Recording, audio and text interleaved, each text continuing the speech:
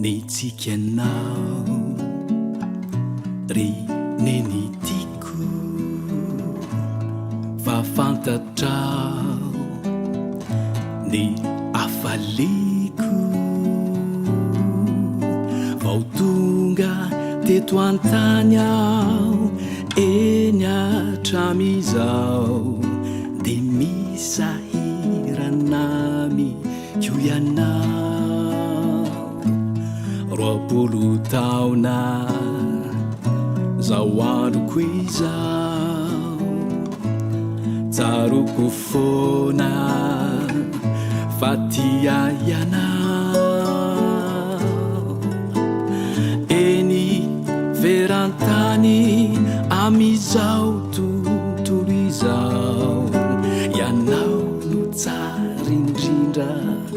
tsy foko anatiko ao neny tiako ianao masoandro hifaliko neny tiako ianao fa mitantana ny diko ny zavatso ny tany mandalo eny ihany fa tsy ritra tsy mankaleo ny fitiavanao izany adalako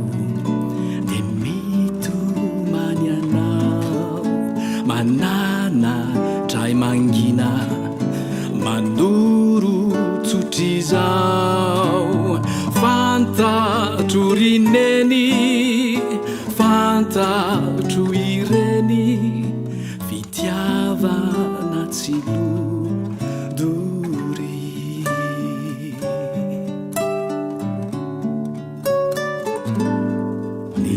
Nitsikianao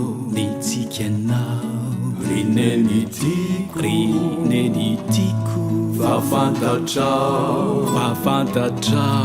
ny afaliko vao tonga teto antany aho eny atramizao de misahiranami ko ianao roapolo taona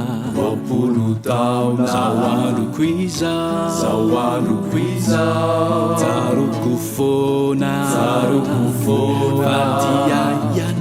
fatia ianao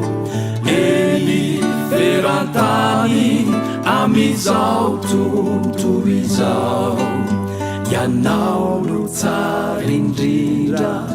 tsy foko anatiko ao neny tiako ianao masoandro hifaliko neny tiako ianao fa mitandana ny diko ny zavatso ny tany mandalo eny ihany fa tsy ritra tsy mankaleo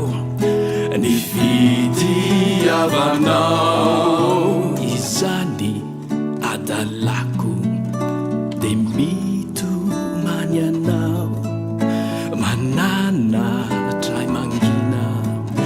manoro tsotrizao fantatro rineny fantatro ireny fitiavana tsilo